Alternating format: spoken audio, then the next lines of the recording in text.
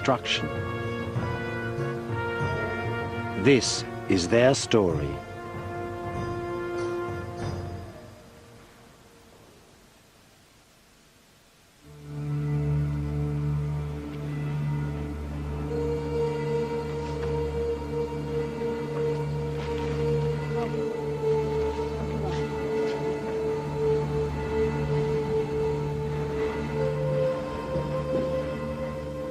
This is the heart of the ancient palace of the popes of Rome. It's centuries older than the Vatican and filled with holy wonders.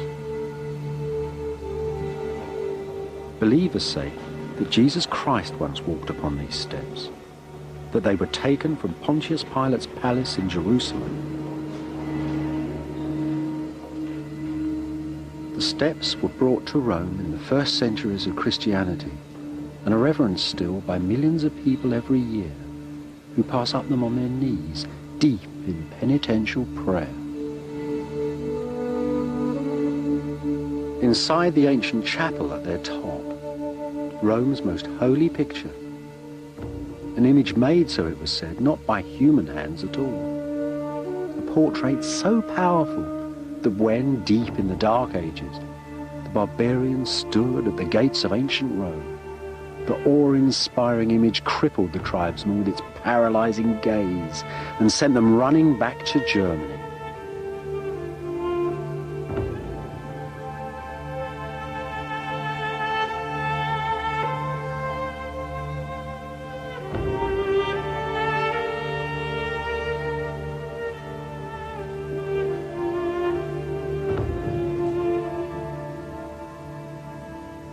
The painting's entirely encased in silver. The nearest you can get to it is that little face on the top, which is actually painted on linen and lays right on the ancient panel. And that type of face, a round one with dark hair, is probably the nearest you can get to an authentic portrait of Jesus. The original was said to have been painted on the walls of Pontius Pilate's palace by the first Christians. The real painting, underneath, it's been entirely washed away 1,000 years ago. That doesn't matter, really. This is more than a picture. It is literally a window into heaven, a link between divinity and the earth. The Romans call their painting the Acheropita, an ancient Eastern word that means a picture made in heaven. It was actually made in the 7th century in the Empire of Byzantium, part of a standard set of pictures of the people of the Bible. All those images come from the East. They're our most basic images of kings and gods and governments, of heroes, of mothers and villains, all those types we take for granted. And their story of how they got from the East to the modern West is an astonishing tale. They've come through fire. It's a story of blindings and hatreds and the light of faith. It's our story, and it's a part of the story of Byzantium too.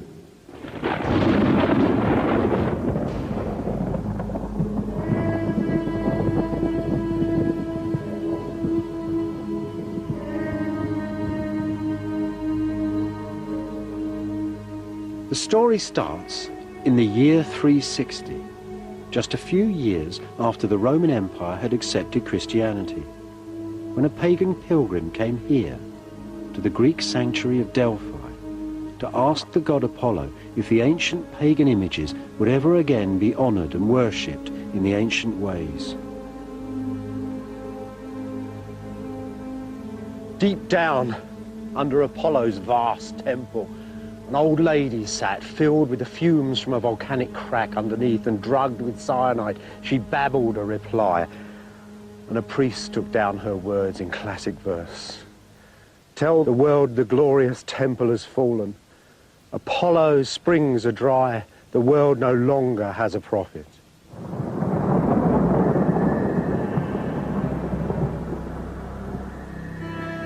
Using the signs and symbols of the ancient gods, Apollo's priest had just announced the ending of the pagan world.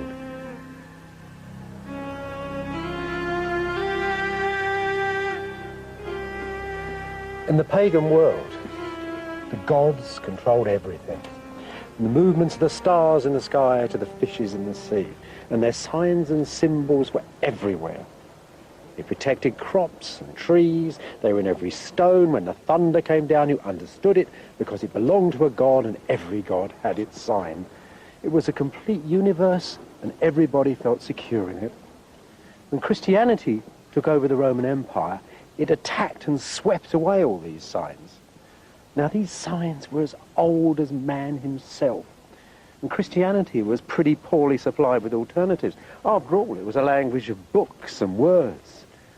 But unless it was to fail, it had to develop, and develop quickly, a whole new set of images for the world. The first imperial images to tell the stories of the Christian Bible, to symbolize its faith, came from this city, 1,000 miles to the east of Rome. Ancient Constantinople, now Istanbul in modern Turkey.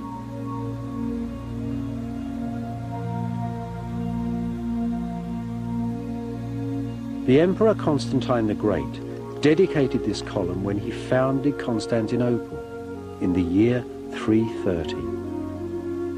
From that year on, the city stood at the heart of Constantine's vast empire, the first Christian state, master of the greatest cities the world had ever seen, Alexandria, Antioch and Rome, and the capital of the brand new empire of Byzantium. From the very beginning, Constantinople really sizzled. New religion, new state, new government, everything here was up for grabs. Amazingly enough, we have a good idea of how it felt to be alive inside this city, and at just this time in history.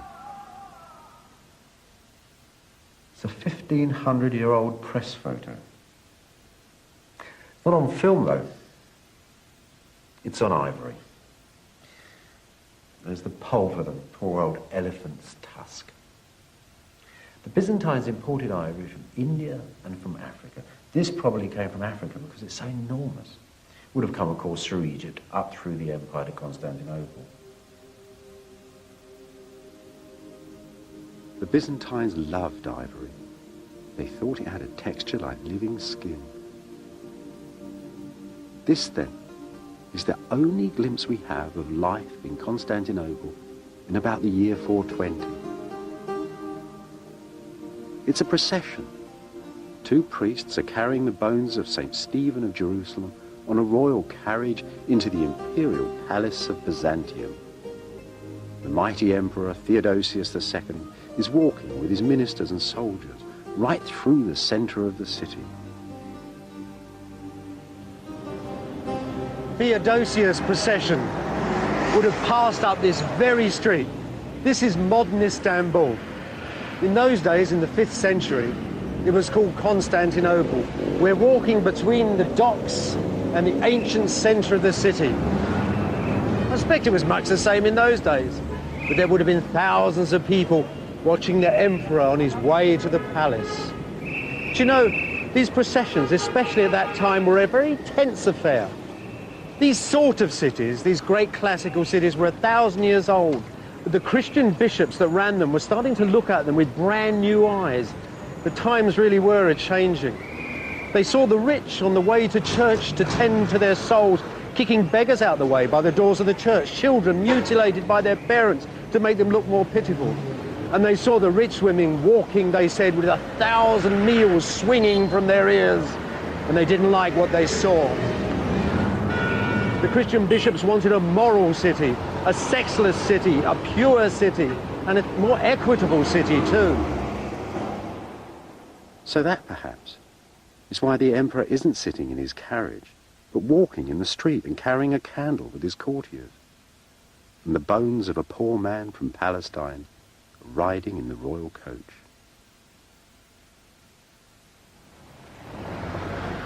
The emperor's procession was on its way to a grand square, halfway between the palace and the court church.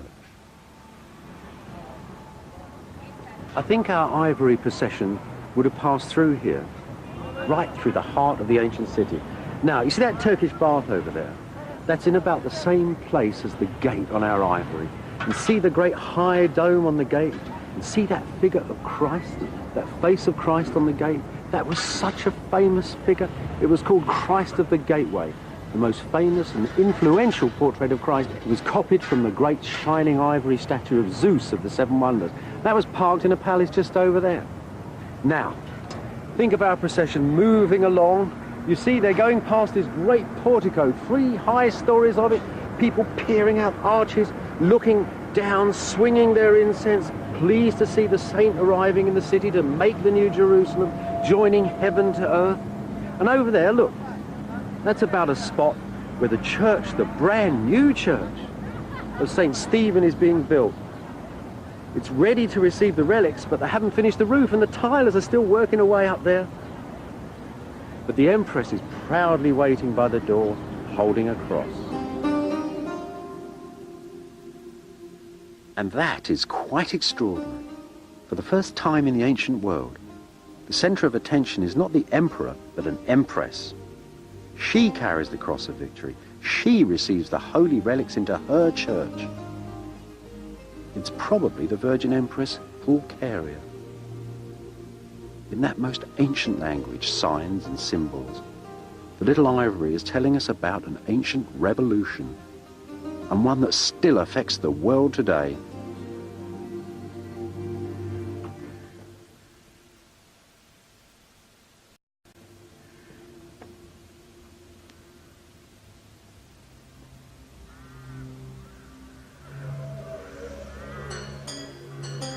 In the first years, many of Christianity's most famous pictures were made here, in the grounds of the great monastery of St. John Studios of Constantinople.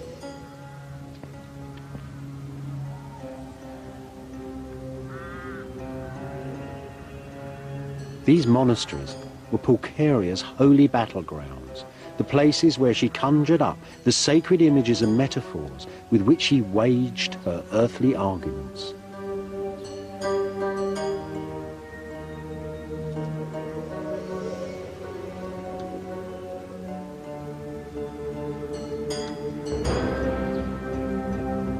At the center of this ancient image factory, one of Constantinople's oldest churches, where the sacred signs and stories were put to powerful use.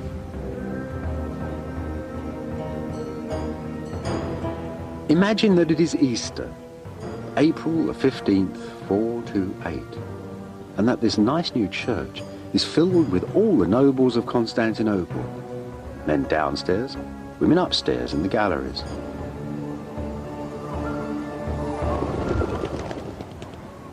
Suddenly, there was a great hush. The imperial guard and the emperor and all his family walked into the church. Now, in the middle of these churches, there's a stone pulpit. For more than a century now, preachers have been giving fire and brimstone from these pulpits, using all the language, all the signs and symbols of the Christian faith and the ethics of the Bible. They laid out the whole structure of this brand new Christian empire. And the emperor and his family listened in humility.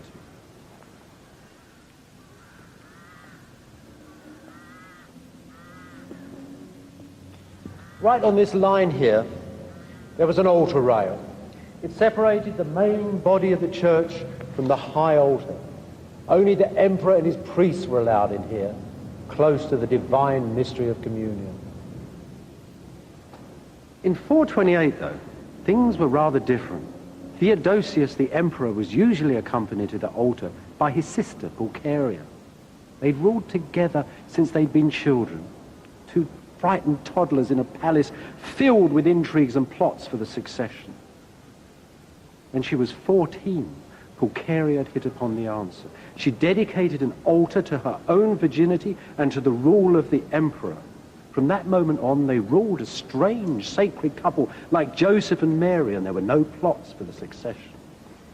It had also given Pulcheria a unique role within the church. On that particular Easter day, though, things turned out rather differently. Pulcheria's way to the altar was barred by the new patriarch of Constantinople, one Nestorius. He said that only men could enter the sanctuary. Pulcheria was aghast. Her new role as a virgin had projected women in a different way. She was as pure as gold, she said. She had kept herself as soft as fleece to receive the Holy Spirit. Have I not given birth to God, she cried. Nestorius, though, was a man of the old school. He preferred to see women as the daughters of Eve, that unfortunate lady who dabbled in snakes and sex and sin. You, he said to Pulcheria, have given birth to Satan. And there you have it, really. The three roles of women laid out in the early Christian church: sinners, virgins, and mothers. By opening the debate, Pulcheria not only advanced the role of the Virgin Mary and women in Byzantium, but defined the role of women in Christendom forever.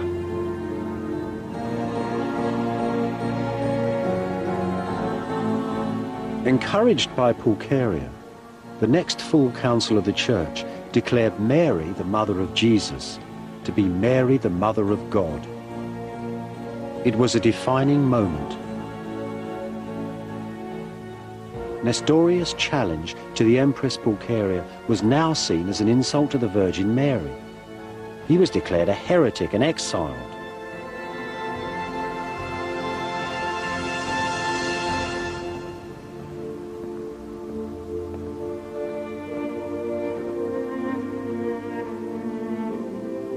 Thanks to Pulcheria, the family of the Emperor of Byzantium had become a mirror image of the Holy Family in the court of heaven.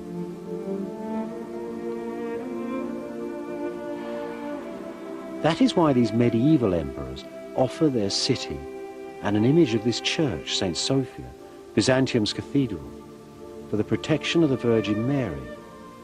Christ's mother is their mother too.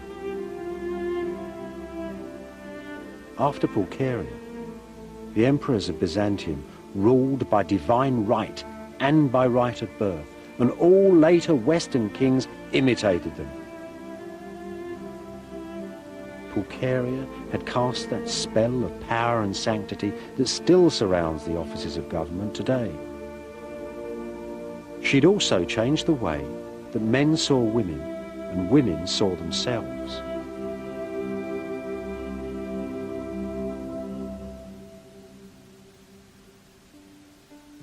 Once more, ancient images tell the story. Pagan Greeks and Romans loved public displays of sexuality inside the city. They seemed to hold the force of life within them.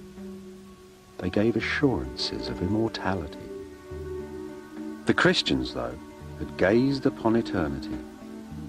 Just as they destroyed the pagan temples, so they attacked the pagan body image.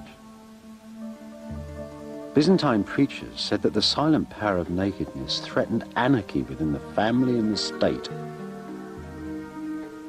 and it was covered up.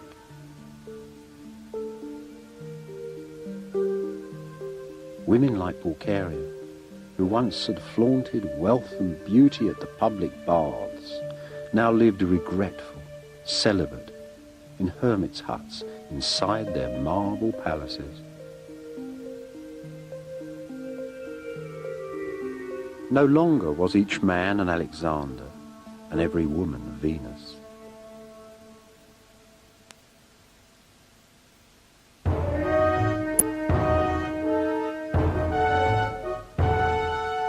Right through the empire, the cities of Byzantium were filling up with Christian piety. Yet it was still a magic, superstitious world. A world, too, where those who knew the will of God held quite enormous power. Hermits like St. Simon of the Pillar, who preached in Syria, and did not hesitate to question the behavior of the emperor himself.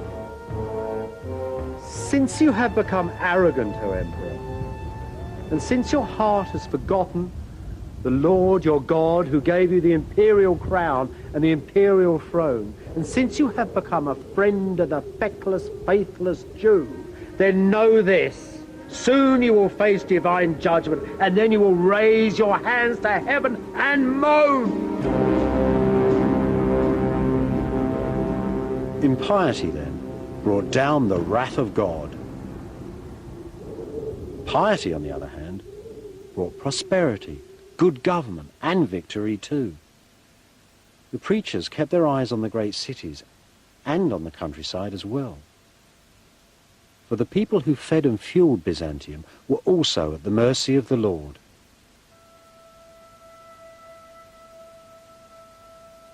Deep in Turkish Anatolia, this little village was once the city of St. Michael of 10,000 angels, famed for its fine churches.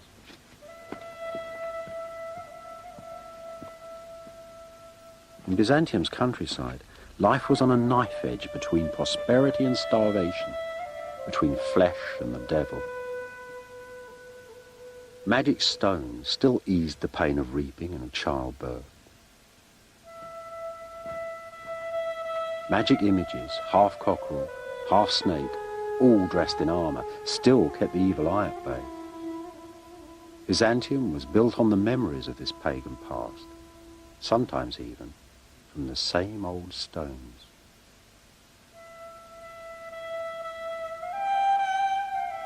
Ancient demons haunted the countryside, stopped up wells, curdled milk, and threatened plague and madness. Many saints were really doctors, ministering to a madness born of holy terror. Their prayers drove out the ancient devils, safeguarded animals and crops.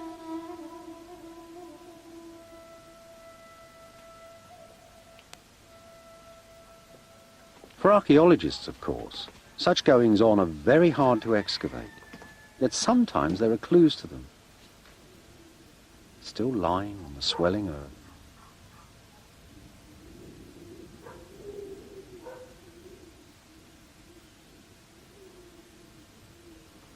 If you ever wondered what attracts archaeologists to one place rather than another, this hill is a wonderful example. Just look at its shape. It's a bit strange in the landscape. Look at all this white stone. This is building stone. Well, that's interesting, you might think. But then I found this. See? It's a very rare piece of marble, just like the Byzantines used to use to clad the walls of buildings. So it's quite a rich building. Here's a bit of the roof. So we got the walls and the ceiling, everything you could need. What the devil is it? Well, look a bit closer. And here you can find something absolutely unique. This field is studded with tiny little bits of glass.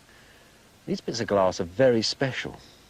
These are mosaics, and they were made from the 5th to the 7th or 8th centuries. That makes this field unique. Look around, and you'll soon discover why such a sophisticated city church was built here deep in the countryside. Long before the Christians took over its magic, this area had been a pagan sanctuary, a place of sacred springs and running waters, a little paradise. Well, this is the place that's given this region its name. Old Turkish Yurme, Greek Germia, Roman Thermae. That's a hot spring over there. Once it was a great pagan shrine. That Christian church then, that Christian church on the hill with those mosaics, perhaps that's its exact descendant. It's a magic place. Once there were many places like this in Anatolia. Once upon a time, in the early years of Christianity, a pagan washerwoman called Hypatia said that she would become a Christian only if she could see the face of Jesus for herself. And straight away, the story goes, she found a portrait of the Lord floating on the waters of the village spring. And she was very frightened and clutched the picture to her breast. And then Hypatia found she had two pictures, the original panel and another imprinted on her dress. It was a miracle. Such powerful images, fallen straight from heaven and mysteriously duplicating, are called acheropita. Tradition has it that several of them still survive. The acheropita in the ancient palace of the popes at Rome, the great shroud of Turin,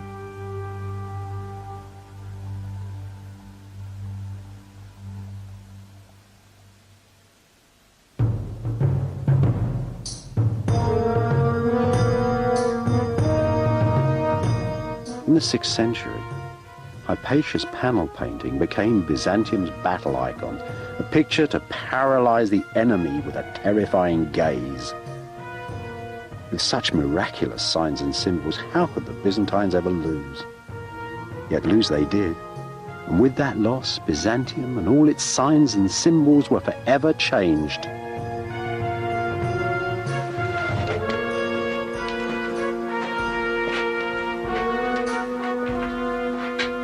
These are the ruins of a Byzantine border fortress, set right up on the edge of the Syrian desert. In the 7th century, the East exploded. The Byzantines moved on Persia, and the Persian armies moved towards Byzantium. Vast battles rolled back and forth across these plains for a quarter of a century and more. These magisterial armies with their gold and silver and their standards and their generals and all the panoply of ancient war. And at the end of it, all of Persia was destroyed and all of Byzantium had been sacked except one city, that of Constantinople. And at the same time as this tremendous battle was going on, small tribes were infiltrating up through the empire. One of them brought bubonic plague. It was so bad in Constantinople that 10,000 people a day died from it. The bodies were piled in a fortress, and a terrible smell of death hung over the city.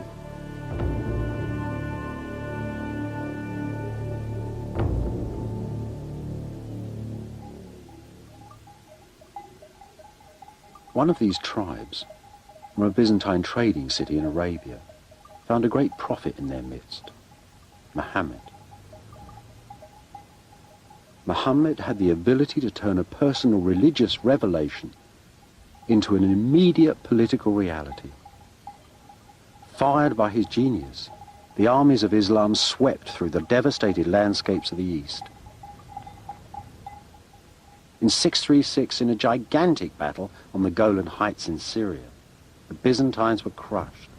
Not long after, the best part of the Byzantine Empire, that vast empire that once had run from Spain to Syria, was ruled by Arab courts. At the same time, the nation of the Slavs had broken through the northern Byzantine defences on the Danube and were raiding south, down into Greece and even threatening Constantinople. Old Byzantium was completely broken. An ancient way of life was coming to an end. The story of the Syrian city of Apamea could serve for 100 others.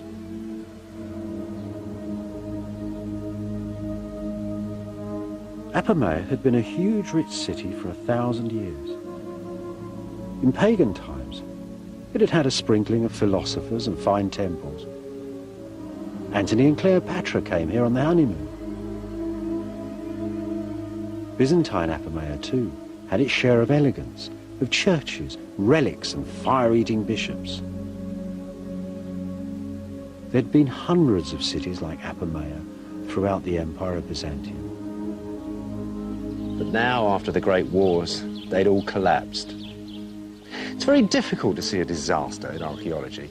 Things stop, all you get is ash. In the Byzantine Empire, coinage practically stopped being issued. This meant that nobody could collect taxes, nobody could mend anything anymore. There were no inscriptions. History practically stopped. After the 7th century, the survivors came back into the ruins and started to build little houses and small fortresses amongst the great spines of the broken cities. At that point in the world, Constantinople was the only imperial city left unconquered.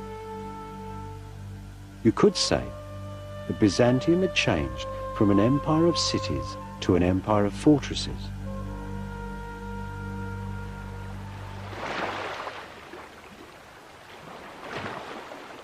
Much of 7th century Constantinople must have looked like this. Old Monemvasia in southern Greece. The city's walls protected refugees from the lost empire, soldiers, craftsmen, landowners.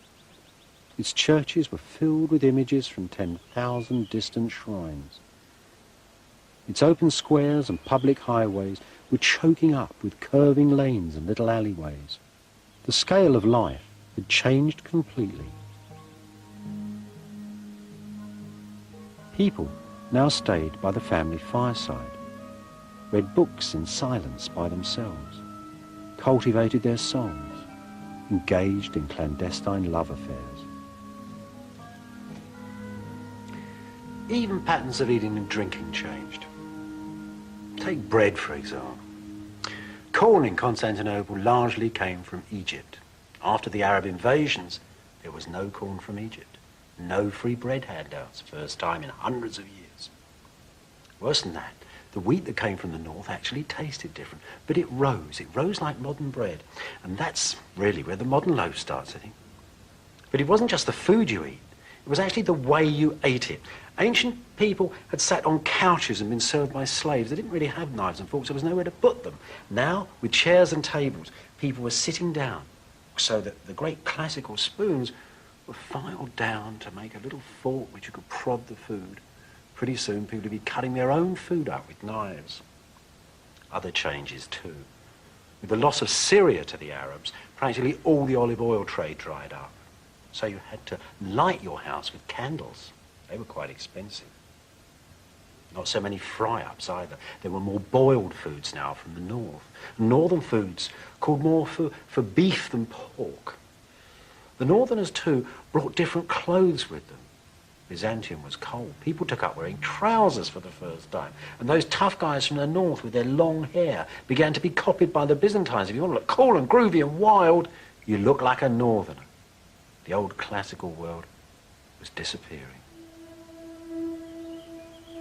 Behind the high stone walls, there was uncertainty and stress and fear. And in the age-old way, Byzantium expressed this change of mood with the signs and symbols of its faith.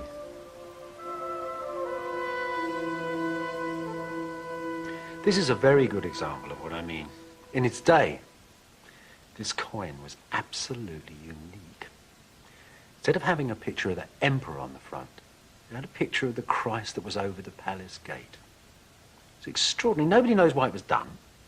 One sure thing it did, it cut the Arabs off from using it because they didn't agree with religious portraits. So the Byzantine exchequer was sort of shut off from them from this moment because the coins had a picture of Christ on.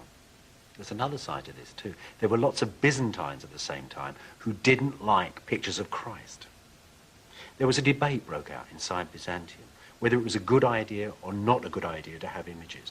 It was a debate that went on with blindings, burnings, maimings and ferocity for over 100 years, and it changed Byzantium forever.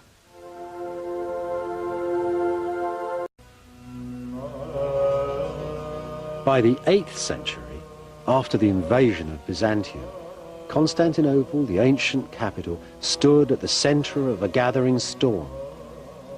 A storm called iconoclasm, which means quite literally the destruction of the images.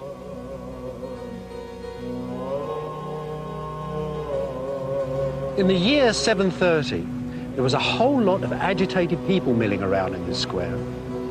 They'd come here because they'd heard that the emperor wanted to take down the great picture of Christ that hung above the palace gateway. They loved the picture. They didn't want it taken down. It healed the sick.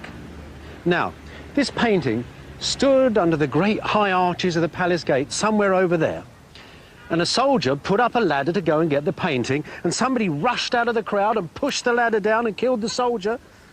But the other soldiers took the painting down and arrested the person who'd killed their friend. And they had her executed, and Saint Theodosia, the Virgin Martyr, became the first victim of iconoclasm. Iconoclasm, the cataclysm of the paintings, this movement that started in the palace of Byzantium to destroy all holy images. 30 years after they took the picture down from the palace, the iconoclasts, that is the people who were destroying the images, went through the great church itself. The patriarch was murdered, all the images were taken down. And though the angels came down from heaven, so it was said, and beat the impious emperors, the iconoclasm continued.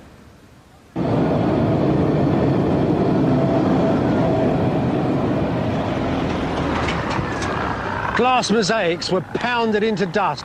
Books were ripped apart. Wooden panel paintings chopped into pieces. And the blood of the holy images, so it was said, soaked the clothing of the iconoclasts. It wasn't only little things either. The monuments of the city were actually covered in images. This, for example, was part of a great milestone that stood at the center of the city. The emperor decreed that the sacred image of the Virgin that it contained should be scraped away and a picture of his favorite charioteer put up in its place. What on earth was going on? Part of the dark mystery of iconoclasm was actually solved a few years ago in the Vatican Library by the study of this old book.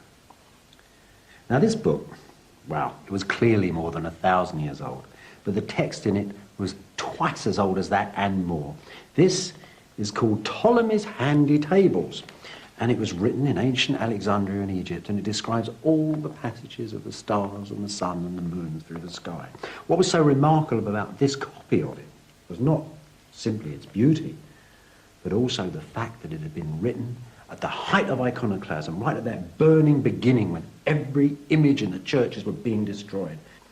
Now the key of this book, and the central image of it, is this beautiful plate in the front. And it shows you, it's a sort of a diagram from the most ancient world of astrology.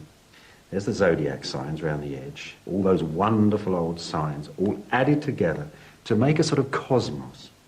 And in the middle, this iconoclast artist has actually painted Apollo, the sun god. This is the ancient Greek world. It revolves around the sun. And there's Apollo in his chariot sailing through the sky. Isn't that extraordinary? These pious emperors who think so deeply and so hard about Christianity put Apollo in his chariot at the center of the universe. Why didn't they have done that? The truth is, of course, this man is interested in these old pagan values. He's thinking of luck. Charioteers, his favorite charioteers, ran races and won them in the center of Constantinople.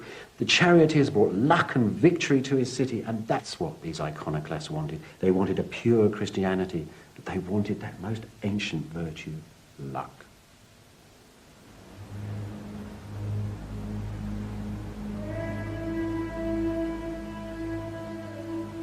In the great spasm of iconoclasm that passed through Byzantium in the 700s, the monasteries and nunneries along this lonely coastline to the south of Constantinople sheltered both the artists and the holy images.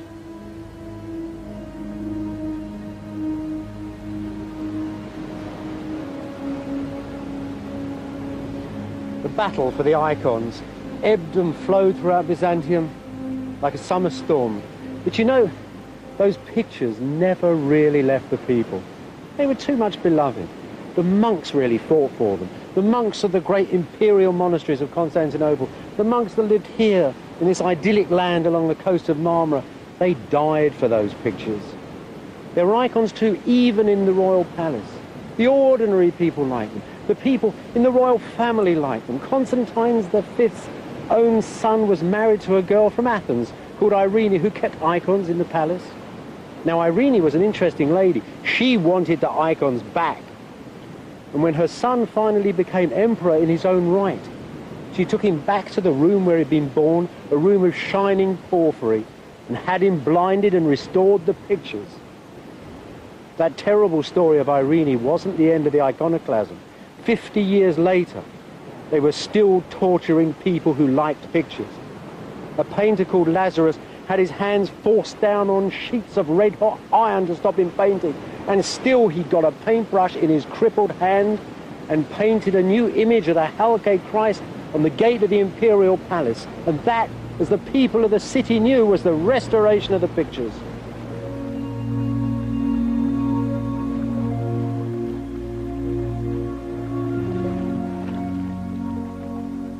In the year 867, on the 29th of March, the Patriarch of Constantinople, one Photius, dedicated the first pictorial mosaic in the Church of St. Sophia, the great cathedral of Byzantium.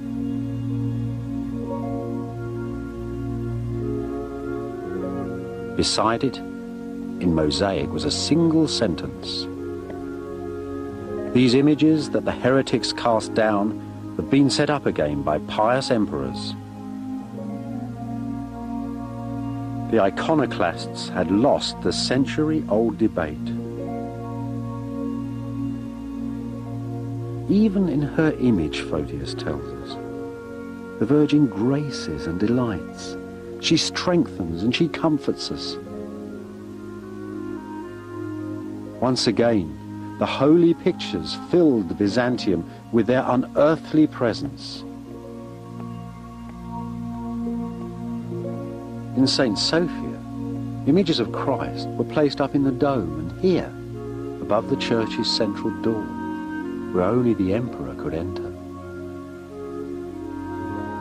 Not the favourite Western image of a mortal Christ impaled in time upon a cross, but the old familiar figure from the palace gate, Christ of all time and of all places, Christ, Lord of the cosmos. Before this ancient image, penitent emperors now prostrate themselves in awe.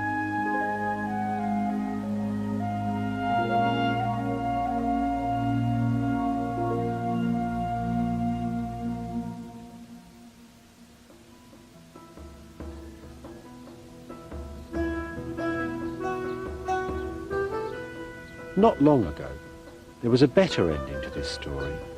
Here, in the ancient walled city of Nicaea, close to Constantinople. In the first years of Byzantium, the Christian creed had been written in this pretty little city, and approved here too, by the first council of the church. Over the following centuries, Nicaea had filled with little churches. One of them, a miniature St. Sophia, decorated with mosaics that celebrated the return of icons after the iconoclasm. Now, though, you can only see the glittering scenes in old photographs. The triumphant angels, the exquisite Madonna drawn over the shadow of the iconoclast's plain cross. All of this was blown away in the Greek and Turkish wars of 1922, and each side still blames the other. How is it that people can show such tremendous ferocity, such quiet beauty, such passive images? Well, I think it depends upon the way you look at pictures. You see, that Virgin that stood here in the nave of this church, like the one in St. Sophia, wasn't like a Western picture. It wasn't just a picture of a woman in a blue dress sitting on a chair with a sacred baby. It wasn't like a record of an event. These pictures were actually intended to actually take part of the identity of the Virgin, part of the eternal cosmic identity of the Virgin. Something was there at the beginning of time and there at the end of time, and you had it in your church as every little icon, every little picture throughout the empire refracted these bits of holiness throughout the empire. The emperors didn't want that. They wanted to gather all that dispersed holiness around their own person in the city, along with the sacred relics inside their palace, just as they collected the taxes. So they wanted that power to themselves. But the Byzantines came from one of the most ancient cultures of the Middle East. The people wanted their images. So the triumph of the pictures, you might say, is really a compromise. The emperor gets his sacredness, his divine power, and his taxes in Byzantium, and the people get their pictures. The compromise is the most indelible aspect of the Byzantine identity.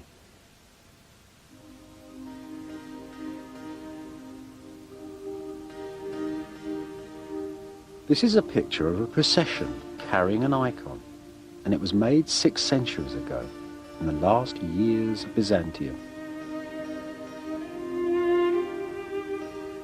It gives a precious glimpse of Constantinople's most famous image of the Virgin Mary, painted, it was believed, from the life by St. Luke himself.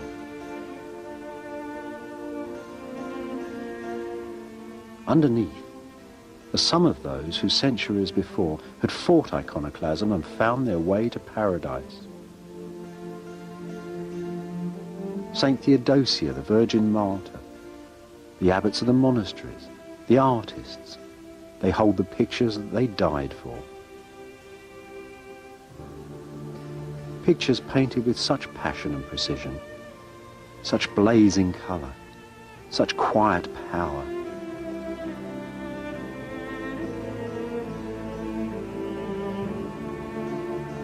They say that on the last night of Byzantium, on the evening of Monday, the 28th of May, in 1453, just hours before Constantinople fell to the armies of the Turks, that the Virgin came down into her city for the last time and took her picture back to heaven.